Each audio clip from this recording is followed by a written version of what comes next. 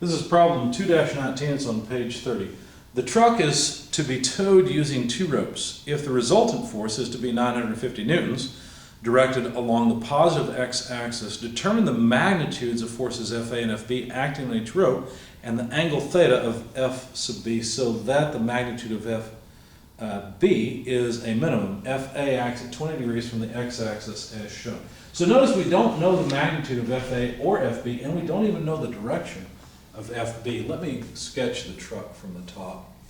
There's the bed of the truck, front glass roughly in cab, and then there's the hood. They put the coordinate system right on the center point of the hood. They'll do the same. X, Y, and force A pulls the truck at an angle of 20 degrees.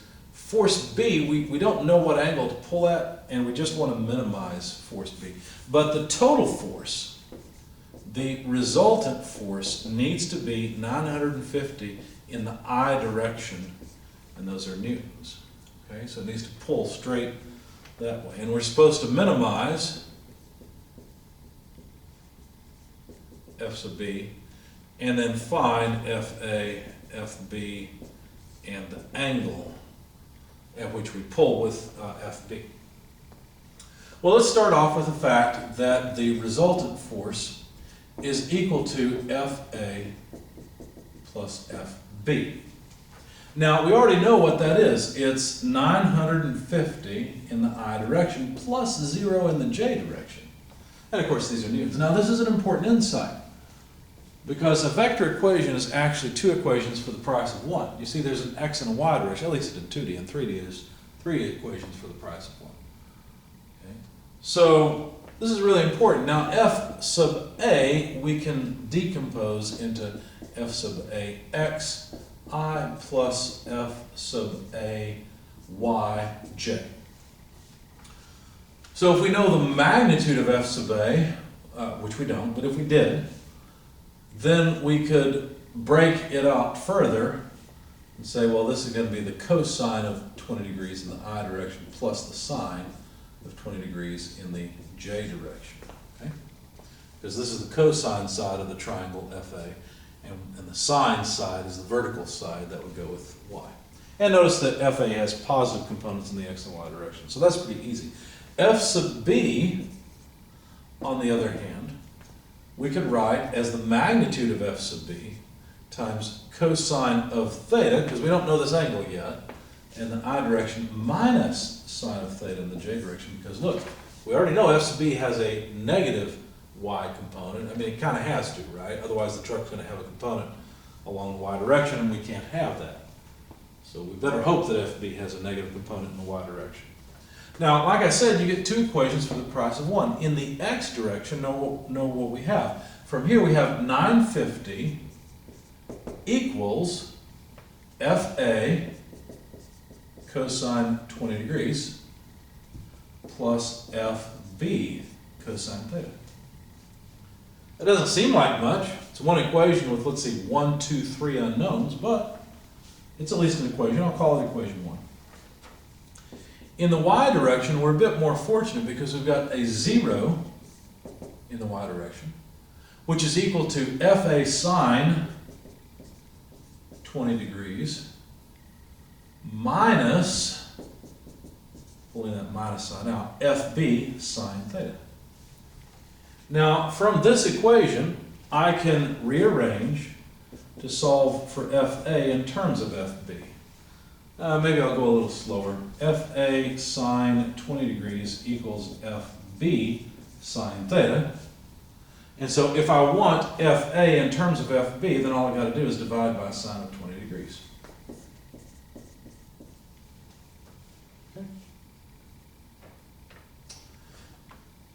Now, if we put, let me call this equation 2. If we put equation 1 and equation 2 together, in other words, if we take this whole thing and plug it in for Fa, then what we will have, so we'll put equation 1 with equation 2, what we'll get is 950 equals Fa, but Fa is Fb sine theta over sine 20 degrees.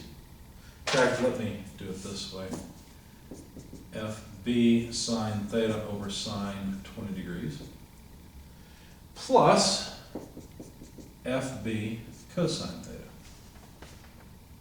Notice that we've got a common factor in the terms, it's f sub b, and then we're left with sine theta over sine 20 degrees plus cosine theta. Okay?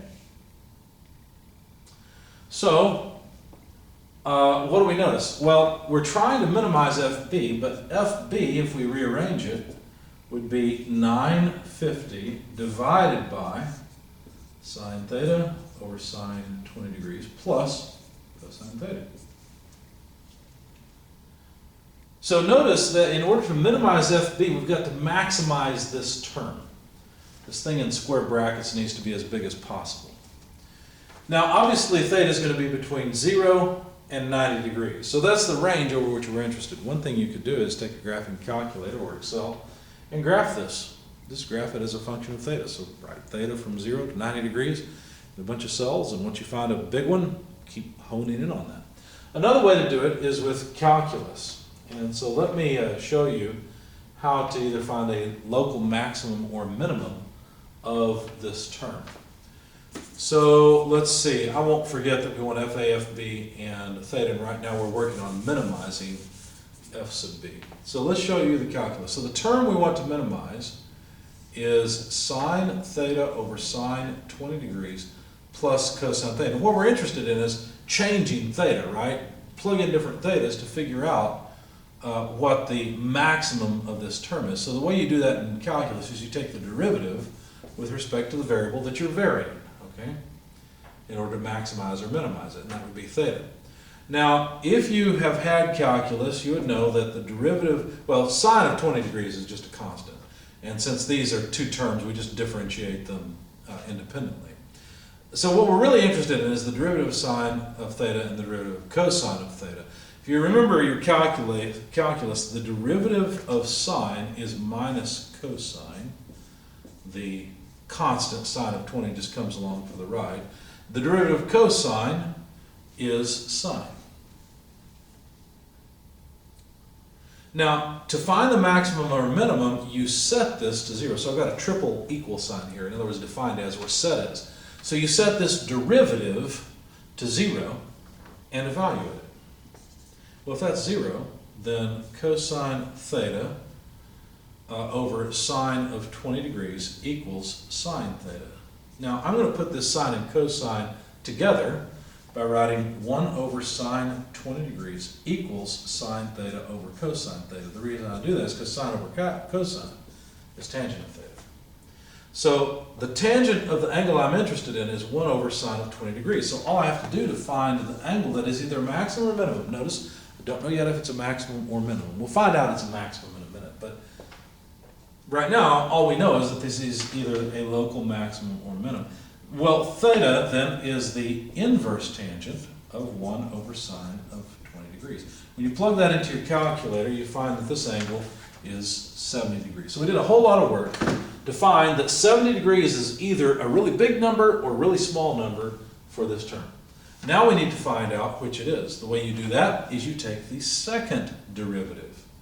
Okay, so this is getting a little hairy. What that means is we need to differentiate this again, because we differentiated 1, right? This is the derivative of that term with respect to theta, so we need to differentiate it again.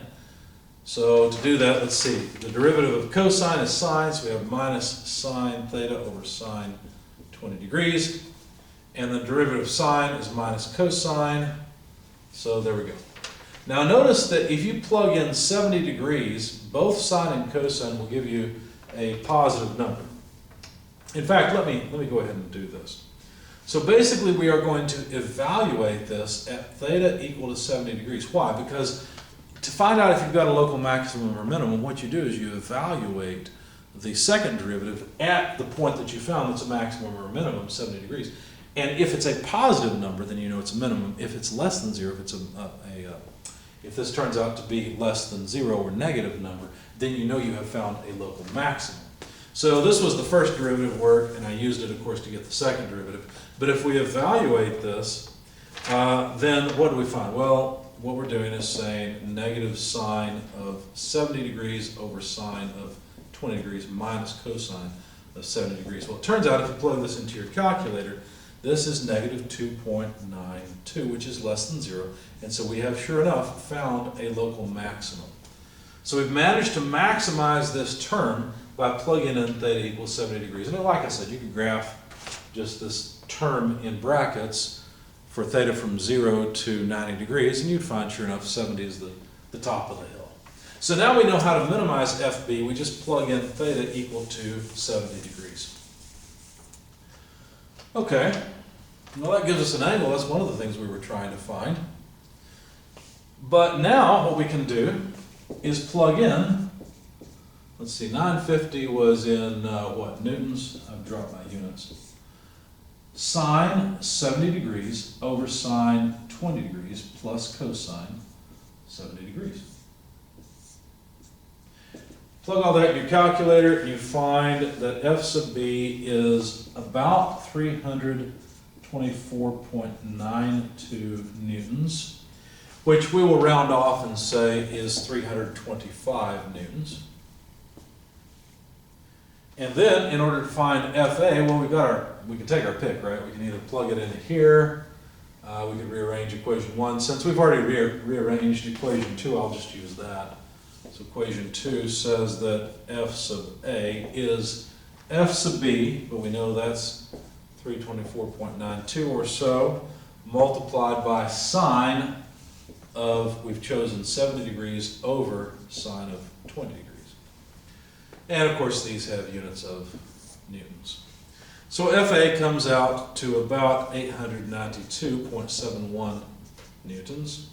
And so I round that off 3 significant places to 893 newtons. So we found the angle that minimizes FB, we found FB, and we have found FA by simply realizing we had 2 equations given to us and using just a little bit of calculus.